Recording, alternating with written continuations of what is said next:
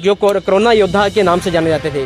पहले हमें जब कोविड टाइम था तो उस टाइम हमारे ऊपर इतने फूल बरसाए गए, लेकिन आज हमें ऐसी बात आ गई है कि हमें उठा के अब अंदर डाल दिया जाएगा बोल रहे हैं प्रशासन की तरफ से हमें ऐसे। तो सर हम क्या करें, मतलब हम सुसाइड कर लें या क्या कर लें? के साथ है उसी के गेट पर मुझे घेर लिया गया पुलिसकर्मियों द्वारा और वहाँ पर एक पुलिस वाली गाड़ी आई और मुझे उस पर डाल के जो सब पुलिस थाना और था वहाँ पर मुझे ले जाया गया और मुझसे ये कहा गया कि आदेश है कि आज आपको बाहर ना आने की वाले आए 4-5 और उनको गाड़ी में उठा के 5 घंटे के लिए पुलिस थाने में रखा उनको। धर्मशाला मुख्यमंत्री की रैली में कोरोना योद्धाओं पर पुलिसी अत्याचार। कोरोना काल में जिन पर बरसे थे फूल अब झेल रहे हैं सरकार की बेरुखी के साथ पुलिस की धक्केशाही।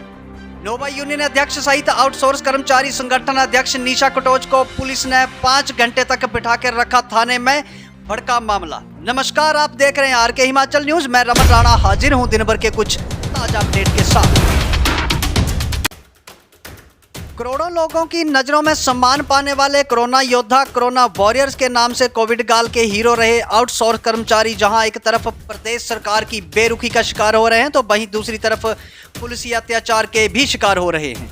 महामारी में लोगों को बेहतर सुविधाएं देने वाले ये कर्मचारी आज अपना अस्तित्व ढूंढते हुए नजर आ रहे हैं। बीते दिन 11 दिसंबर को प्रदेश सरकार के 1 वर्ष पूर्ण होने पर मुख्यमंत्री सुखविंदर सिंह सुक्खू के नेतृत्व में धर्मशाला के पुलिस ग्राउंड में विशाल रैली का आयोजन किया गया, जिसमें आउटसोर्स कर्मचारी अपने कुछ नेताओं के साथ मिलकर कर्मचारी यूनियन प्रधान वीर सिंह तथा आउटसोर्स कर्मचारी नेशनल अध्यक्ष निशा कटोच भी शामिल थे, जिन्होंने ओल्ड पेंशन स्कीम के लिए कर्मचारियों के साथ मिलकर कंधे से कंधा मिलाकर लंबी लड़ाई लड़ी थी। लेकिन शायद धर्मशाला पुलिस को यह बेहद ही नागवार लगा तथा एसएचओ सुरेंद्र ठाकुर अपने दल बल सहित हिंदू महासभा की नेशनल लीडर निशा कटोच को जबरदस्ती उठाकर गाड़ी में डालकर पुलिस थाने में लगभग 5 घंटे तक बिठाकर नजरबंद रखा। वहीं जब इस मामले पर निशा कटोच से बात हुई तो उन्होंने बताया कि पुलिस थाने में उनसे अभद्र व्यवहार किया गया तथा मोबाइल फोन भी छीना गया तथा पुलिस द्वारा लगभग 5 घंटे तक अभद्रता की सारी सीमाएं पार की। उन्होंने मुख्यमंत्री से आग्रह करते हुए कहा कि यह कैसा व्यवस्था परिवर्तन है जिसमें कोरोना काल के योद्धाओं को आज पुलिस का अत्याचार सहना पड़ रहा है। उन्होंने कहा कि आखिरकार इतना भय किसको है जो उन्हें मुख्यमंत्री से मिलने नहीं दिया गया तथा बीच रास्ते से ही उठाकर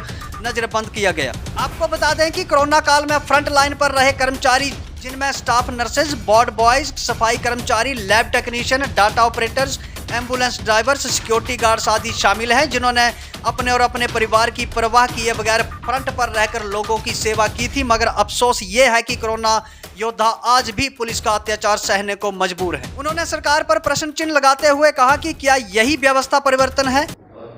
नमस्कार, मेरा नाम आरती पठानिया है। मैं मीडिया कोऑर्डिनेटर हूँ नोवावैक्स ग्रुप की।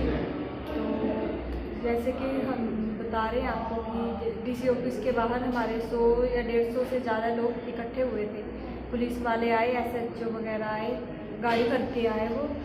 तो 2 पुलिसकर्मी फीमेल वाले भी थे उनके साथ। उन्होंने हमारे जो अध्यक्ष वीर सर है उनको भी डराया कि आप लोग रोड शो नहीं कर सकते। हमने एक रोड शो करना था छोटा सा, तो उन्होंने मना करा कि आप वो नहीं कर सकते। धमकाया वीर सर को, निशा मैम को भी धमका रहे थे कि आप लोग यहाँ से जा ही नहीं सकते हैं। तो उसके बाद जैसे डिस्कस हो गया, बात क्लियर होगी, तो उसके बाद हमने बोला कि हमने ग्राउंड में जाना है। जो सीएम सर आए हैं, हमने वो रैली वगैरह देखनी है वहाँ पे जाके। उन्होंने ये बोला कि हम यहाँ से आपको हिलने नहीं देंगे, यहाँ से जाके बताओ आप एक बार। फिर उसके बाद जैसे हम जाने लगे, आधे रास्ते से वो निशा मैम को हमने अपनी आंखों से देखा कि 2 पुलिसकर्मी आए वहाँ पे इकट्ठी होगी दोनों मैडम को घेर के। उसके बाद पुलिस वाले आए 4-5 और उनको गाड़ी में उठा के 5 घंटे के लिए पुलिस थाने में ही रखा उनको। हम वहाँ पे वेट करते रहे मैम का कि आ रहे हैं। अभी तक कोई वो नहीं था। उनका फ़ोन वगैरह भी ले लिया था उन्होंने। फिर बड़ी मुश्किल से हम गए वहाँ पे, बात करके हमने मैम को लेके आए वहाँ पे। पूरे 5 घंटे के बाद भेजा उन्होंने वहाँ से, जब तक वो रैली ख़त्म नहीं होती तब तक। नमस्कार, आज मैं आप सभी के सामने जिस विषय में बातचीत कर रही हूँ वह है कोरोना वॉरियर्स का, आउटसोर्स हेल्थ एम्प्लॉयज़ का हिमाचल प्रदेश के। काफ़ी समय से हम जो हैं इनके विषय में सरकार के समक्ष बात करते आए हैं और इनके जो मुद्दे हैं वो सरकार के सामने रखते आए हैं। हालांकि हमारे कई जो हैं स्वास्थ्य विभाग के जो कर्मचारी हैं उन्होंने शिमला में भी इस विषय में प्रोटेस्ट किया और हम लोगों ने कई बार इस चीज़ को विधानसभा तक पहुंचाने की भी कोशिश की। आज जैसे कि कांग्रेस का 1 साल हो चुका है और इसी उपलक्ष्य में हमारे माननीय मुख्यमंत्री श्री सुखविंदर सिंह सुक्खू जी धर्मशाला आने वाले थे। जैसा कि हमको पता चला कि वो 1 वर्ष का जो है वो समारोह मनाने के लिए धर्मशाला आ रहे हैं। तो हम सभी ने ये सोचा कि क्यों ना हम भी क्योंकि अपना एरिया है मेरा धर्मशाला, तो क्यों ना हमारे शहर आ रहे हैं तो हम उनका स्वागत करें। साथ ही हमने जितने भी हमारे स्वास्थ्य कर्मी हैं उनको भी हमने बुला लिया कि चलो इसी बहाने से स्वागत भी हो जाएगा और साथ में हम उनके समक्ष एक बार फिर से उनको किया गया वादा जो है याद दिला देंगे कि भाई ये सब नौकरी से निकाले गए हैं, ना ही इन लोगों को अभी तक वेतन मिला है और घर परिवार चलाना बहुत ज़्यादा कठिन हो गया है। तो हमने सोचा कि इस खुशी के उपलक्ष्य पे हम उनसे ये बात भी रखेंगे ताकि जो बाकी के कर्मचारी हैं, बाकी के लोग हैं, उन्हीं के साथ इनको भी ये खुशी प्रदान कर दी जाए। लेकिन मैं बड़े दुख के साथ ये आप सभी को बताना चाह रही हूँ कि मुझे समझ नहीं आता कि इतनी जहाँ पे हज़ारों की संख्या थी भीड़ की, वहाँ पर उस भीड़ में से सिर्फ एक मुझे ही टारगेट किया गया।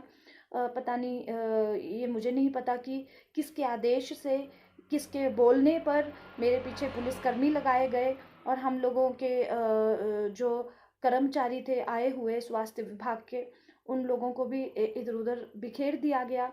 और मैं जब भागसू रेस्टोरेंट के पास पहुंची हूं जो आईजी ऑफिस के साथ है, उसी के गेट पर मुझे घेर लिया गया पुलिसकर्मियों द्वारा और वहां पर एक पुलिस वाली गाड़ी आई और मुझे उस पे डाल के जो सदर पुलिस थाना है धर्मशाला का, वहाँ पर मुझे ले जाया गया और मुझसे ये कहा गया कि आदेश है कि आज आपको बाहर ना आने दिया जाए, ग्राउंड तक ना पहुँचने दिया जाए।